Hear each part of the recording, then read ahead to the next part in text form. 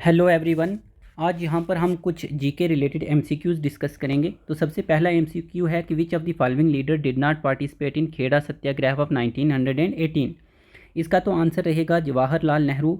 यहाँ पर हम कुछ और चीज़ें भी देख लेते हैं। जैसे अगर इंदुलाल याग्निक देखें तो ये वहाँ के लोकल लीडर थे, और Mahatma Gandhi as we no के वो मेन लीडर थे जो कि लीड कर रहे थे इस मूवमेंट को। यहाँ पर जो है कई बार क्वेश्चन जो है पूछा जाता है कि गांधी जी ने जब इंडिया में जब वापस आए तो दो तीन मूवमेंट्स हैं जिनको उन्होंने लीड किया, तो उनको कई बार क्रोनोलॉजिकल आर्डर में भी जो है पूछा जाता है। तो यहाँ पर जो है खेड़ा सत्याग्रह भी उन्हीं में से एक मूवमेंट थी जो कि ब्रिटिशर्स के ख़िलाफ़ जो है एक आंदोलन था, जो कि उस टाइम के ऊपर जो टैक्सेस वगैरह था, क्योंकि एक तो क्रॉप फेलियर हो गया तो काफ़ी हाई रेवेन्यू टैक्स था, तो उसके अगेंस्ट जो है ये मूवमेंट चलाई गई थी। तो यहाँ पर जो है अगर और मूवमेंट्स की हम बात करें, एज वी नो 1915 में गांधी जी वापस आए थे, तो 1916 के अंदर जो है उन्होंने चंपारण सत्याग्रह जो है स्टार्ट किया था, जो कि फर्स्ट सिविल डिसओबीडियंस मूवमेंट थी गांधी जी की। उसके सॉरी इट वाज इन 1917। उसके बाद जो है सेकंड आ जाता है अहमदाबाद मिल स्ट्राइक, और देन आ जाता है खेड़ा सत्याग्रह। तो ये आप इस तरह से याद रख सकते हैं कि गांधी जी ने इंडिया में आते आते केक खाया, CAK। तो यहाँ पर सी चंपारण के लिए, ए जो है अहमदाबाद मिल स्ट्राइक का आ जाएगा जो कि 1918 के अंदर था, और खेड़ा सत्याग्रह ये भी 1918 में है। जो अहमदाबाद मिल स्ट्राइक है, ये मिल ऑनर्स और वर्कर्स के बीच में कुछ डिस्प्यूट था ओवर सम प्लेग बोनस। तो यहाँ पर जो है गांधी जी ने जो अहमदाबाद मिल स्ट्राइक है, यहाँ पर फर्स्ट जो हंगर स्ट्राइक है गांधी जी ने की थी, तो वहाँ पर ये आप याद रखेंगे कि यहाँ पर फर्स्ट हंगर स्ट्राइक चंपारण में जो है फर्स्ट ये सिविल डिसोबीडियंस मूवमेंट थी, और खेड़ा सत्याग्रह इसकी हम ऑलरेडी बात कर चुके हैं। तो ये डेट भी आप याद रखोगे, और यहाँ पर इसका सीक्वेंस भी। नेक्स्ट जो है वो है कि which of the following style of painting belong to Maharashtra. ये पेंटिंग स्टाइल्स हैं दी हुई, तो यहाँ पर महाराष्ट्र की जो पेंटिंग स्टाइल है वो है वारली। यहाँ जो कल्चर वाला पार्ट है तो उसमें ये कुछ इंपॉर्टेंट पेंटिंग स्टाइल्स हैं जो कि एग्ज़ाम में ज़्यादातर पूछे जाते हैं, तो इनको जो है आप देख लेंगे। जैसे मिनिएचर जो है राजस्थान में है, काफ़ी बार पूछा जाता है। मधुबनी बिहार, कलाम जो है ये आंध्र प्रदेश की है, काली घाट जो है ये वेस्ट बंगाल की है, इसी तरह से ये जो है पहाड़ी राजस्थान और पतचित्र उड़ीसा की है। नेक्स्ट है कि which of the following is the second biggest river island in Asia.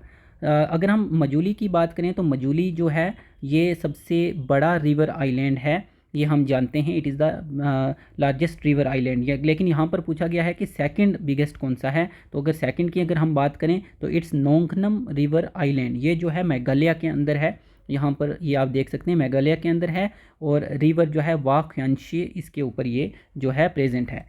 उसके बाद नेक्स्ट है कि who introduce the dual government system.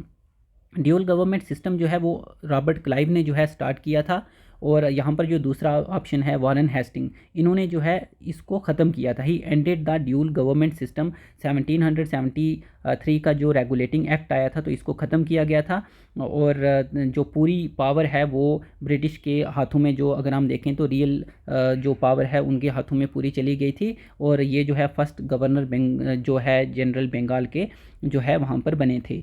उसके बाद अगर हम देखें नेक्स्ट क्वेश्चन के गांधी अरविंद पैक्ट जो है वो कौन सी मूवमेंट के साथ एसोसिएट है। तो गांधी अरविंद पैक्ट की अगर हम बात करें तो ये 5 मार्च 1931 को जो है साइन हुआ था।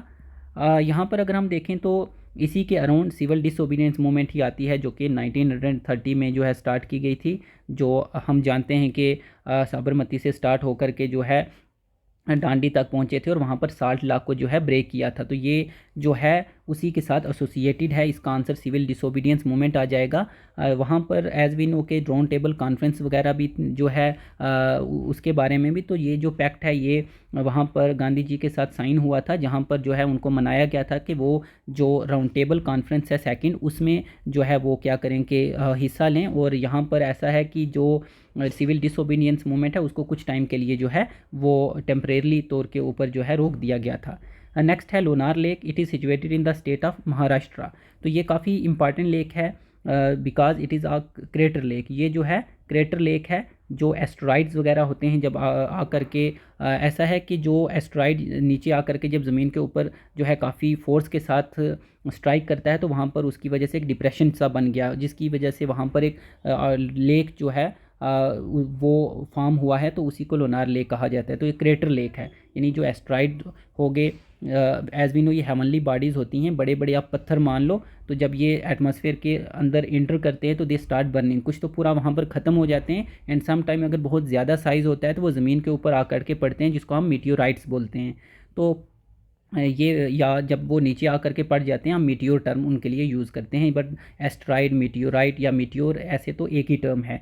एस्ट्रॉइड एक्चुअली हम बोलते हैं जब वो वहाँ पर स्पेस के अंदर है, और जब वो अर्थ की तरफ मूव करना स्टार्ट कर देता है, जिसको हम शूटिंग स्टार भी बोलते हैं, अर्थ की ग्रेविटी की वजह से उसको मीटियोराइट कहा जाता है, और जब अर्थ के ऊपर आकर के वो पड़ेगा तो इसको मीटियोर कहा जाता है।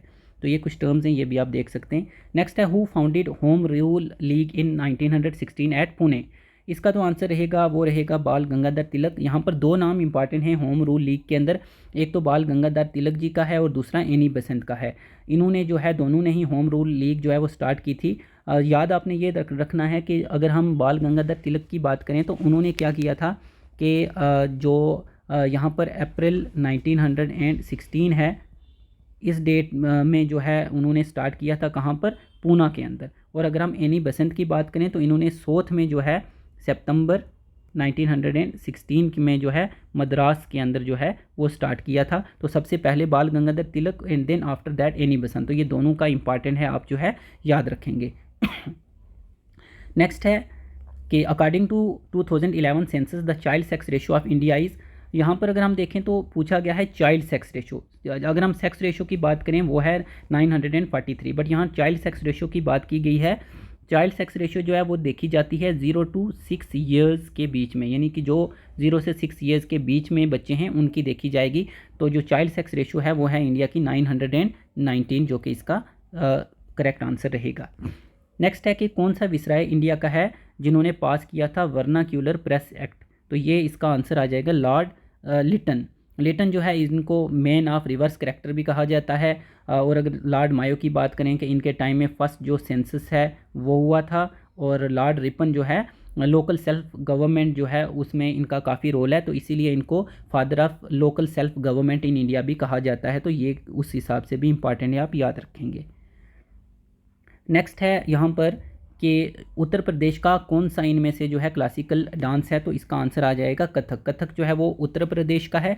कल्चर वाला जो पार्ट है उसमें यहाँ पर जो है काफ़ी बार जो है यहाँ से क्वेश्चन पूछा जाता है डांस फॉर्म से, और जो मेन डांस फॉर्म हैं वो यहाँ पर हमने सम अप किए हुए हैं कि ये ज़्यादातर जो एग्ज़ाम में पूछे जाने वाले डांस फॉर्म हैं वो ये आ जाते हैं। जैसे भरतनाट्यम जो है तमिलनाडु का है, कथक जो है अभी हमने बात की उत्तर प्रदेश, कुचिपुड़ी जो है वो आंध्र प्रदेश का है, काफ़ी बार पूछा जाता है। उसके अलावा मोहिनीअट्टम केरला का हो गया, कथकली केरला का है। ये काफ़ी बार जो है पूछे जाने वाले जो क्वेश्चंस हैं डांस फॉर्म्स हैं वो हैं। उसके बाद है कि यहाँ पर जो है फ्लेमिंगो फेस्टिवल है, इसका पूछा गया है कि कौन सी स्टेट में सेलिब्रेट किया जाता है। तो ये सेलिब्रेट किया जाता है आंध्र प्रदेश के अंदर, जो कि इसका राइट आंसर रहेगा। नेक्स्ट है कि कौन सी लार्जेस्ट स्टेट है area wise. So it is Rajasthan, simple question है। नेक्स्ट है कि हाईएस्ट पीक इन इंडिया। तो हाईएस्ट पीक अगर हम देखें इंडिया में तो Mount Everest as we know world की है, और यहाँ पर अगर हम देखें कंचनजंगा, नंदा देवी, ये भी इंपॉर्टेंट पीक्स में आ जाती हैं। बट यहाँ पर जो राइट आंसर है वो है K2, that is Godwin Austen भी इसको कहा जाता है, K2 और गॉडविन ऑस्टिन। ये इंडिया की सबसे हाईएस्ट पीक है। ये जो है POK पाकिस्तान ऑक्युपाइड कश्मीर के अंदर है, बट एज वी नो के POK जो है it is a integral part of India. तो अगर आपको पूछा जाए इंडिया की सबसे हाईएस्ट कौन सी है तो ये गॉडविन ऑस्टिन आ जाएगी। देन जो है कंचनजंगा जो है ये नेक्स्ट आ जाती है, उसके बाद जो है नंदा देवी। तो ये जो है तीनों जो है फर्स्ट, सेकेंड और थर्ड हाईएस्ट पीक्स हैं इंडिया की। उसके बाद है कि इनमें से कौन सी इंडियन स्टेट जो है वो पहली थी जिसने पंचायती राज सिस्टम को इंट्रोड्यूस किया था। तो फर्स्ट स्टेट जिसने इंट्रोड्यूस किया है वो है राजस्थान, और यहाँ पर भी आप याद रखेंगे नागौर डिस्ट्रिक्ट। नागौर डिस्ट्रिक्ट जो राजस्थान का है, ये पहला वो डिस्ट्रिक्ट था जिसने जो पंचायती राज सिस्टम है उसको इंट्रोड्यूस किया था, इम्पॉर्टेंट है। नेक्स्ट इज़ के पहली इंडियन वीमेन जिन्होंने ओलंपिक मेडल जो है वो जीता था। तो ये जो इसका आंसर रहेगा वो रहेगा कर्नम मलेश्वरी। ये जो है पहली इंडियन वीमेन थी जिन्होंने ओलंपिक के अंदर जो है मेडल जो है वो जीता था। यहाँ पर इंडिविजुअल की हम जो है वो बात कर रहे हैं। यहाँ अगर हम देखें तो इन्होंने जो है वो ओलंपिक्स में जो है जो ब्रोंज जो है वो जीता था।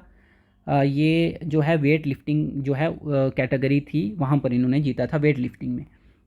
नेक्स्ट है कि फर्स्ट इंडियन जिन्होंने ग्रैंड स्लैम टाइटल टेनिस में जीता। तो ग्रैंड स्लैम जो है ये टेनिस के रिलेटेड है, तो जो फर्स्ट इंडियन थे जिन्होंने जीता वो हैं महेश भूपति, तो ये इंपॉर्टेंट है। उसके बाद है कि smallest union territory in India by area wise जो है दमन एंड दीव सिंपल। नेक्स्ट जो है यहाँ पर पूछा गया है कि first Indian to win a gold medal in the Olympics. Gold medal जिन्होंने ओलंपिक्स में जीता, इंडिविजुअल कैटेगरी की यहाँ पर बात हो रही है, तो इसका आंसर आएगा अभिनव बिंद्रा। अभिनव बिंद्रा जो है इन्होंने 2008 के अंदर जो है यहाँ पर जो है गोल्ड जीता था बीजिंग ओलंपिक्स के अंदर। बीजिंग चाइना में जो है ओलंपिक्स हुए थे, वहाँ पर इन्होंने जीता था, और इन्होंने जीता था शूटिंग में, जो 10 जो मीटर्स राइफल शूटिंग होती है, तो वहाँ पर जो है इन्होंने जो है गोल्ड जीता था। और यहाँ पर अगर हम दूसरा ऑप्शन ये देखें नीरज चोपड़ा, तो ये भी काफ़ी इंपॉर्टेंट है, क्योंकि हमारे पास अभी दो ही जो है इंडिविजुअल कैटेगरी में अगर हम देखें गोल्ड मेडल्स आए हैं ओलंपिक्स में। एक तो अभिनव बिंद्रा ने 2008 के अंदर जीता था, और दूसरा जो है वो नीरज चोपड़ा जो है इन्होंने जीता था 2022 के अंदर, जो कि इन्होंने जेवलिन थ्रो के अंदर जीता था। उसके बाद नेक्स्ट आ जाता है which of the following is first Indian state to ban plastic bag. सबसे पहले स्टेट जिन्होंने प्लास्टिक बैग को बैन किया वो है सिक्किम, ऑप्शन बी करेक्ट आ जाएगा। उसके बाद है कि founder of Indian national army, तो इसका जो आंसर है वो है मोहन सिंह। कई बार पूछा जाता है कहाँ पर इसको फाउंड किया था, तो वो है सिंगापुर। तो सिंगापुर के अंदर इसको फाउंड किया गया था। लेटर ऑन जो है इसको इन्होंने हैंड ओवर कर दिया था सुभाष चंद्र बोस को।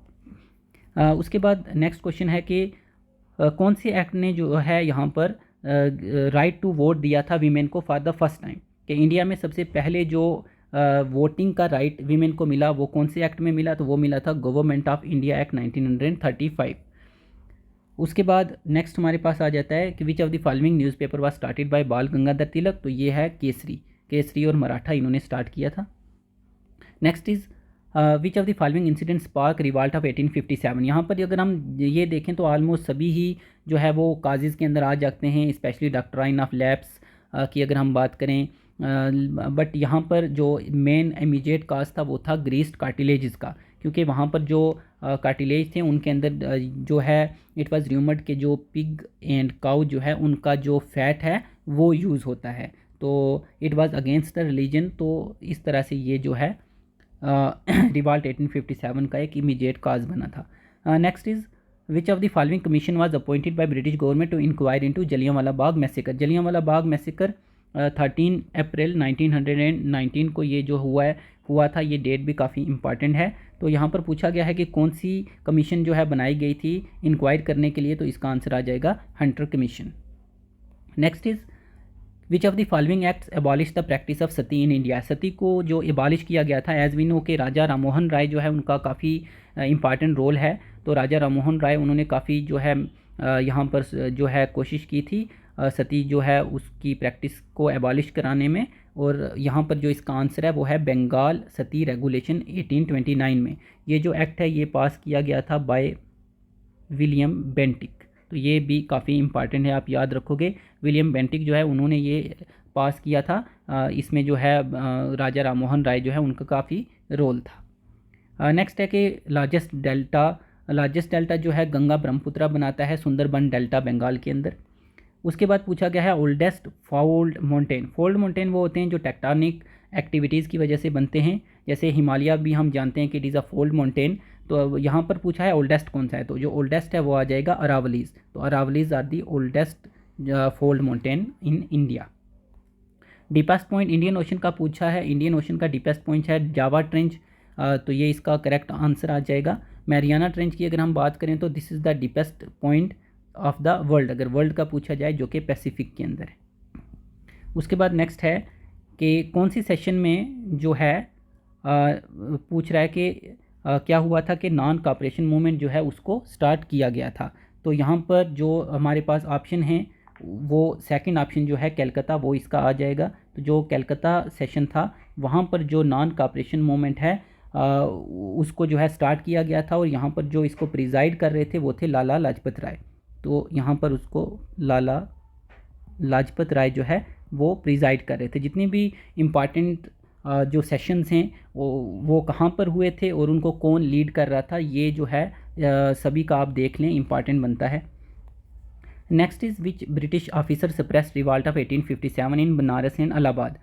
यहाँ पर अगर हम देखते हैं जो 1857 की रिवाल्ट है, तो वहाँ पर डिफरेंट जगह के ऊपर जो है उसको सप्रेस किया गया था। तो एग्ज़ाम में कई बार पूछा जाता है कौन सी जगह किसने उसको सप्रेस किया था। यहाँ बनारस और इलाहाबाद जो है, इसकी अगर हम बात करें तो यहाँ पर जो कर्नल नील हैं इन्होंने जो है सप्रेस किया था। बाकी भी जो है आप सभी का जो है वो देख लें कौन सी जगह किसने सप्रेस किया था, एग्जामिनेशन पॉइंट ऑफ व्यू से इंपॉर्टेंट बनता है। तो ये 30 MCQs थे जो आज यहाँ पर हमने जो है वो डिस्कस किए हैं।